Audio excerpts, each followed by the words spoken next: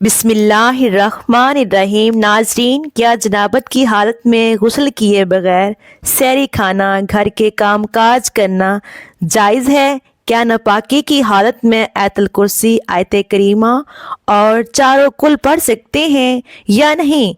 अगर आप ये तमाम मसाइल जानना चाहते हैं तो आप वीडियो को स्किप किए बगैर पूरी वीडियो देखें। ये तमाम बातें आज की इस वीडियो में हम बताने वाले हैं। नाज़रीन, कम इल्मी की वजह से लोग जनाबत की हालत में खुद को, अपने कपड़ों को, अपने बिस्तर को नापाक समझते हैं और खाने को, कामकाज को हाथ नहीं लगाते जब तक कि गुस्ल ना कर लें। और ख़वातीन भी बच्चों वगैरह को दूध पिलाना, खाना को हाथ लगाना गुनाह समझती हैं। दूध पिलाना और खाने को हाथ लगाना गुनाह समझती हैं, ये सोच कर कि वो नापाक है।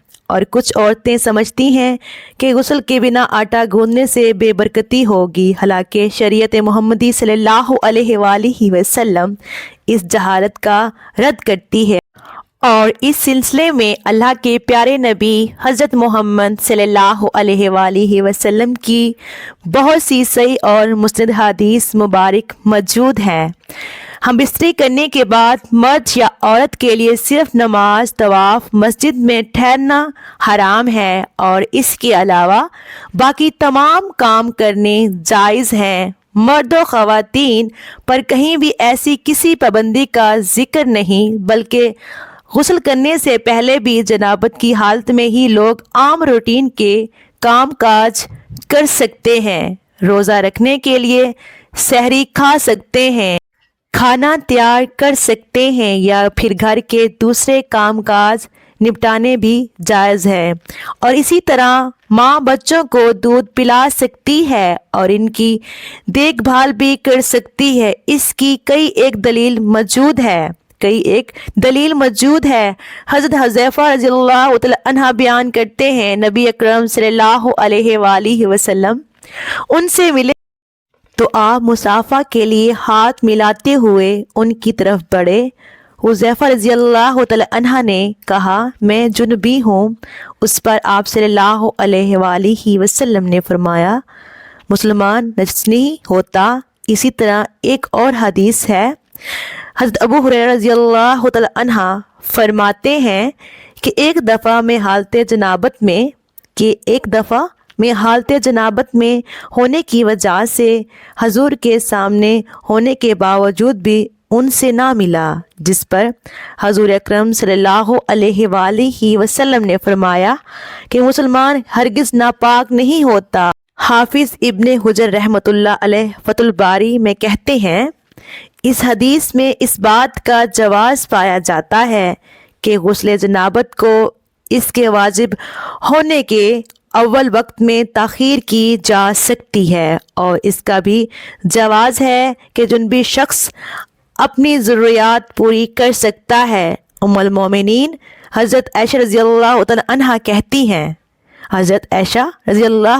कहती हैं कि रसूलुल्लाह सल्लल्लाहु अलैहि वसल्लम जुनबी होते और पानी छुए बगैर सो जाते, फिर उसके बाद उठते और गुस्ल फरमाते। किसी ने हज़रत आयशा रज़ियल्लाहु तआला अन्हा से सवाल किया कि ए हज़रत आयशा रज़ियल्लाहु तआला अन्हा, हज़रत मोहम्मद सल्लल्लाहु अलैहि वसल्लम हम बिस्तरी करके गुस्ल करते थे या वैसे ही सो जाया करते थे? हज़रत आयशा रज़ियल्लाहु तआला अन्हा फरमाती हैं कि नबी अकरम सल्लल्लाहु अलैहि वसल्लम हम बिस्तरी करके वैसे ही सो जाया करते थे। जब मौज़न रसूलुल्लाह सल्लल्लाहु अलैहि वसल्लम फजर की अजान देने के लिए आते थे तो हज़रत मोहम्मद सल्लल्लाहु अलैहि वसल्लम गुस्ल करके जिस्म को खुश किए बगैर ही मस्जिद में तशरीफ़ ले जाते और नमाज फजर की जमात करवाते और मैं घर में आप सल्लल्लाहु अलैहि वसल्लम की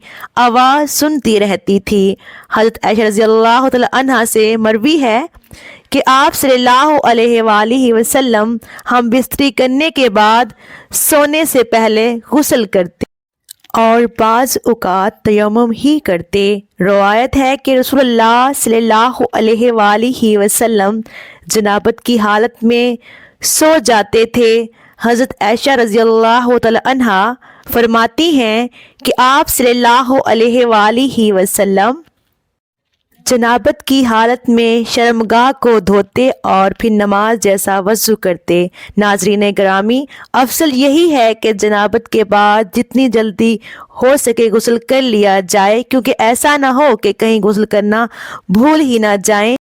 کھانے پینے، سونے اور عورتیں بچوں کو دودھ پلانے سے پہلے جنابت کی حالت میں وضو کر لیں تو یہ افضل ہے۔ ناظرین گرامی، یہ یاد رہے کہ کہیں وضو کرنا بھی واجب نہیں ہے، لیکن وضو کرنا اور شرمگاہ کو دھو لینا مستحب ہے۔ حضرت عائشہ رضی اللہ تعالی عنہا بیان کرتی ہیں کہ نبی اکرم ہم اگر جنبی حالت میں کھانا یا سونا چاہتے تو نماز کی طرح وضو کر لیتے۔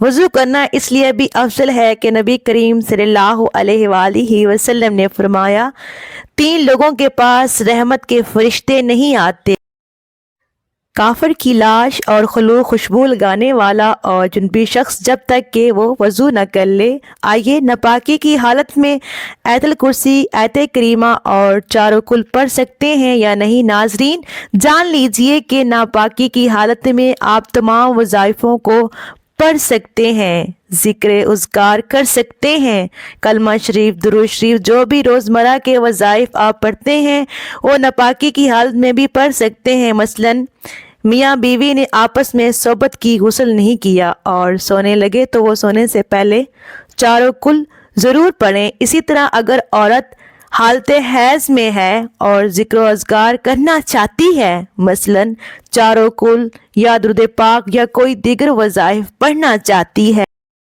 تو بغیر کسی تردد اور پورے اطمینان کے ساتھ کر سکتی ہے۔ اب یہاں جو مسئلہ قابل ذکر ہے، انتہائی غور سے جانیں، سنیے کہ ناپاکی کی حالت میں عورت اور مرد قرآن کی تلاوت نہیں کر سکتی، لیکن قرآن کی کوئی بھی صورت یا صورتیں جن کو وہ ذکر اذکار کے طور پر کرتے ہیں یا وظیفے کے طور پر پڑھتے ہیں، ان کو زبانی پڑھ سکتے ہیں، لیکن قرآن کی کوئی بھی صورت تلاوت کی نیت سے ہرگز نہیں پڑھی جا سکتی۔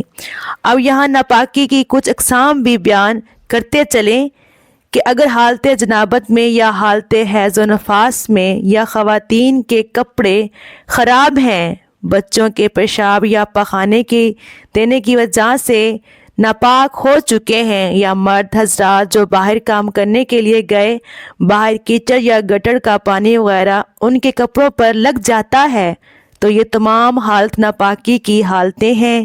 ان تمام حالتوں میں آپ زبان سے ذکر و اذکار اور دیگر مسنون دعائیں روزمرہ کے معاملات میں پڑھی جاتی ہیں، ان کا بے فکر اور بالاتر پڑھ سکتے ہیں، ہرگز کوئی قباحت نہیں ہے۔ آپ کو لوگ یہ پوچھیں گے کہ اگر ناپاکی کی حالت میں بھی ذکر اذکار کر سکتے ہیں اور بغیر وضو کے بھی کر سکتے ہیں تو پھر دونوں میں فرق ہی کیا ہے؟ تو ناظرین فرق یہ ہے کہ بغیر وضو آپ قرآن کو چھوئے بغیر قرآن کی صورتوں کو تلاوت بھی کر سکتے ہیں، جبکہ ناپاکی کی حالت میں اگر آپ ذکر و اذکار اور وظائف کی نیت سے قرآن کی صورتیں پڑھ سکتے ہیں، لیکن تلاوت کی نیت سے قرآن کی صورت میں زبانی بھی نہیں پڑھ سکتے۔ آخر میں بتاتے چلیں کہ اگرچہ بغیر وضو کے آیت الکرسی، آیت کریمہ، چاروں کل اور دیگر صورتیں پڑھ سکتے ہیں، قرآن کریم کو ہاتھ لگائے بغیر تلاوت قرآن بھی کر سکتے ہیں، آپ کو ان کا اجر ثواب بھی ملے گا، لیکن اگر یہ عمل آپ باوضو ہو کر کریں گے تو اس کی فضیلت اور اس کا درجہ بغیر وضو والے اعمال سے بلند و بلندتر ہوگا۔ لیکن کوشش کیجئے گا جب بھی قرآن کریم کی تلاوت کرنی ہو تو باوضو ہو کر ہی کریں، کیونکہ باوضو رہنا بذات خود ایک عبادت ہے، اور اس حالت میں جو بھی عبادت کی جائے اس کا اجر و ثواب بھی بڑھ جاتا ہے۔ ناظرین اللہ تعالیٰ سے دعا ہے کہ اللہ تعالیٰ ہمیں روزانہ قرآن مجید پڑھنے، نماز پڑھنے اور ذکر و اذکار کرنے کی توفیق عطا فرمائے اور ہمارا خاتمہ ایمان پر فرمائے، آمین۔ ناظرین کمنٹ باکس میں اللہ کے 99 ناموں میں سے ایک نام ضرور ٹائپ کریں۔ ویڈیو اچھی لگی تو ویڈیو کو لائک کریں، شیئر کریں، چینل کو سبسکرائب کریں۔ اگلی ویڈیو تک اجازت دیجیے، اللہ حافظ۔